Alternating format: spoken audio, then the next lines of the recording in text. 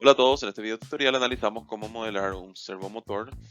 A partir del modelo de Simulink de un motor de corriente continua agregamos la realimentación basado en el concepto de realimentación por potenciómetro y podemos obtener el servomotor. Con el subsistema que corresponde al motor de DC, donde la entrada es el voltaje, hacemos doble clic ahí. Entrada, podemos llamarle voltaje aplicado. Esta salida out 1 para nosotros se llama velocidad angular. Y la salida out 2 para nosotros se llama posición angular.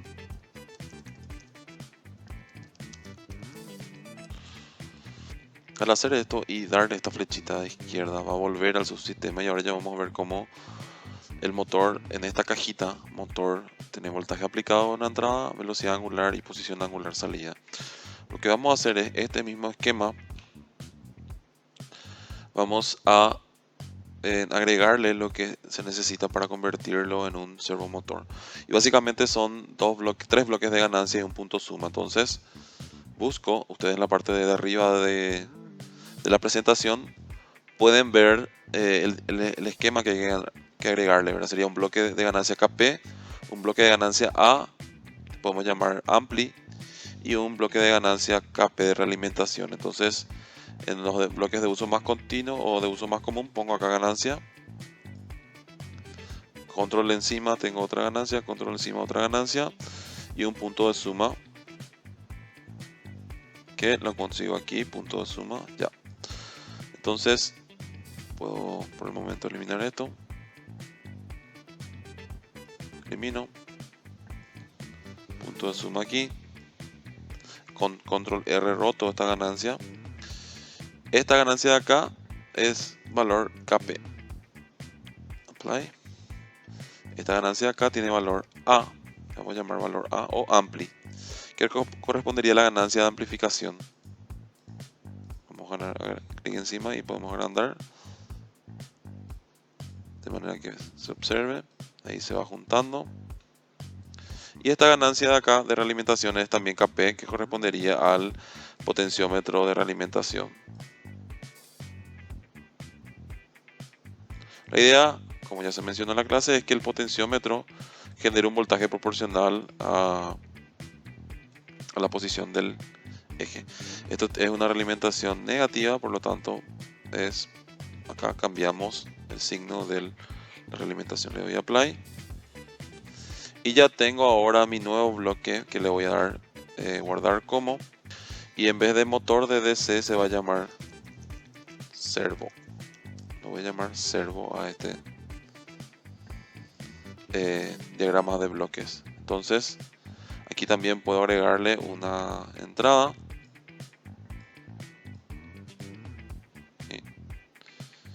Y ahora sí yo ya tengo el servo sistema con la realimentación para poder analizar lo que va pasando con la posición angular.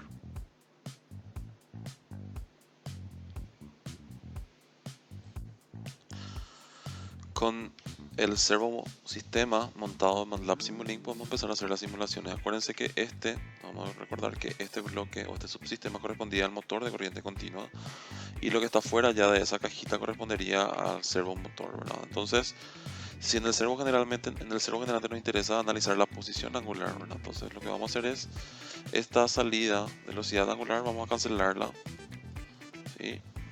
Y al volver también cancelamos esto de afuera. Entonces nuestro sistema servomotor solamente va a analizar el voltaje, o sea, va a analizar la posición angular en función de una referencia que yo le dé. A eso también yo puedo seleccionar y le doy crear subsistema y a ese subsistema le llamo servo, ¿sí? Como un servomotor.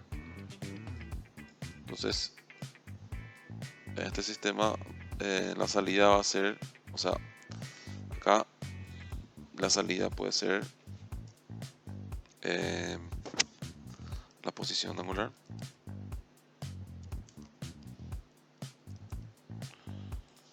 ¿Sí? Vuelvo y la entrada le podemos llamar a esto, digamos que un referencia, ¿verdad? Un voltaje de referencia. Referencia de posición.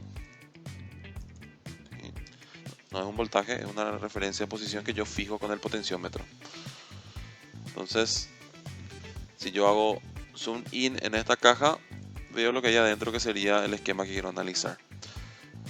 Muy bien, entonces lo que puedo hacer yo ahora es utilizo los mismos scripts que utilicé anteriormente para analizar el motor, ¿verdad? Solamente que le voy a agregar a este script de parámetros globales los parámetros del servo, que serían una KP de 0,75 voltios por radianes, o sea que él genera 0,75 voltios por cada radian que va girando, ¿verdad? Una referencia de 20 posición angular de seda en radianes, o sea, 20 radianes yo quiero que el sistema siga, y una amplificación de 2, ¿verdad? Esa sería la ganancia del amplificador que tiene el servomotor. Entonces hago correr estos parámetros globales y en nuestro workspace ya van a estar guardados todos esos valores, ¿sí? Que voy a utilizar luego en la simulación. Voy a un script y vuelvo a utilizar la función leadMod. LeadMod lo que me da es un modelo, ¿sí? A partir de un diagrama de bloques de MATLAB Simulink. En este caso el diagrama de bloques que quiero analizar es servo, se pone entre comillas simple, y él me va a devolver un numerador y un denominador con eh,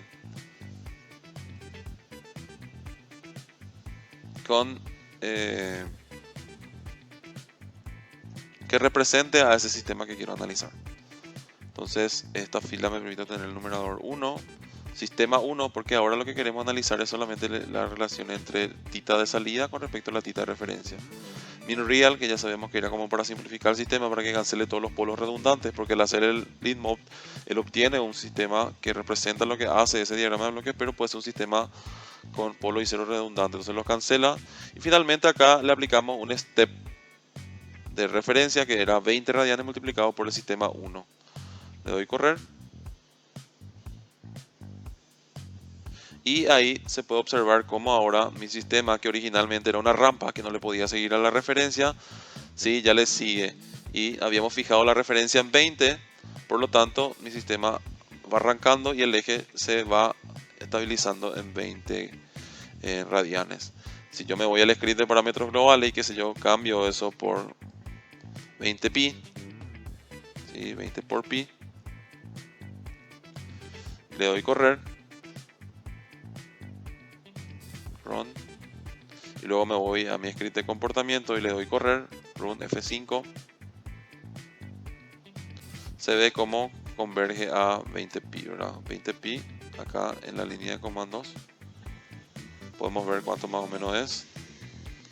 20 por pi sería 20 por 3,14, 68, ¿verdad? 62, perdón.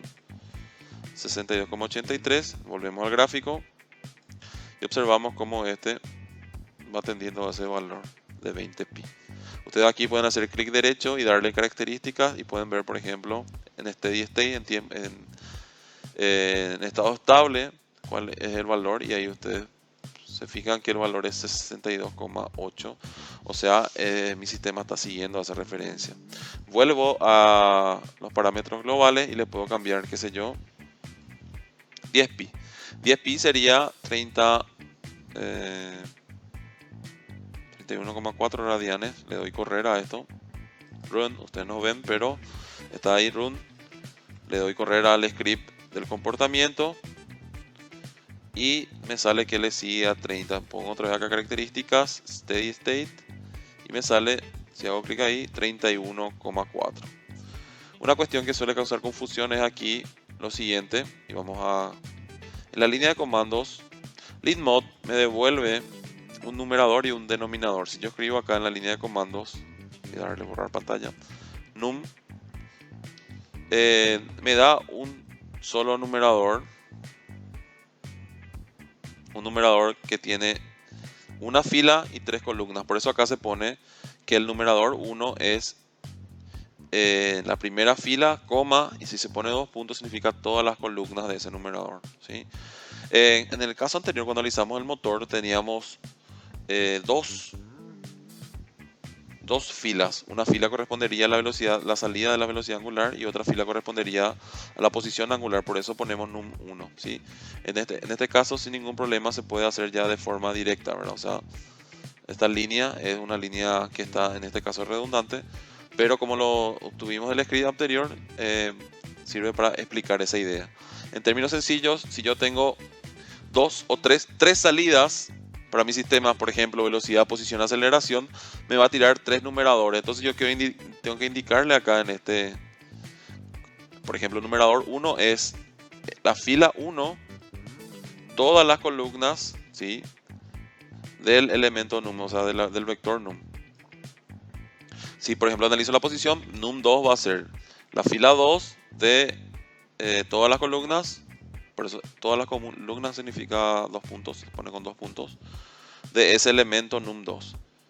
Y así sucesivamente, si quiero un num3, que podría ser para analizar la posición, pongo que num3 es igual num de, acá pongo la tercera fila, todas las columnas de ese vector num.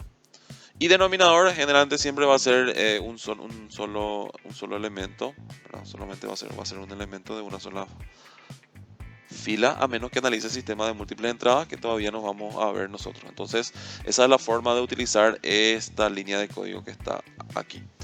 Bueno, entonces le doy correr a esto y me sacan la función de transferencia del sistema. La función de transferencia del sistema de segundo orden.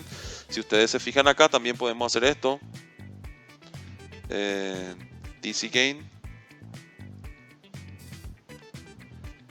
del sistema -1, la ganancia estática es 1, porque si ustedes se fijan acá, la ganancia estática es el límite cuando se tiende a 0, esto se cancela y va a quedar 2409 sobre 2409, que es 1, por lo tanto mi sistema va a tener ganancia estática unitaria, es decir, el valor final va a estar dependiendo exclusivamente del valor de la referencia, ¿verdad? El valor de la referencia en este caso, si nos vamos a los parámetros globales, era 10pi, por lo tanto mi sistema, si yo vuelvo a poner el gráfico, debería seguir la 10pi.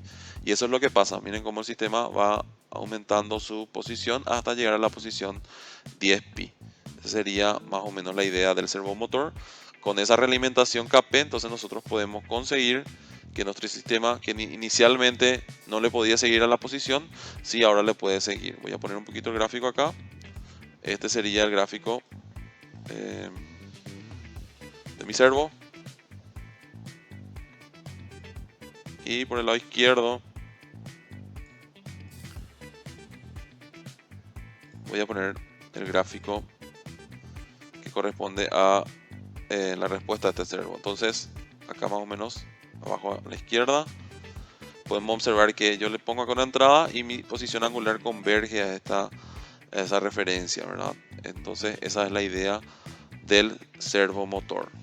Seguirle a una referencia angular fijada a través de un potenciómetro.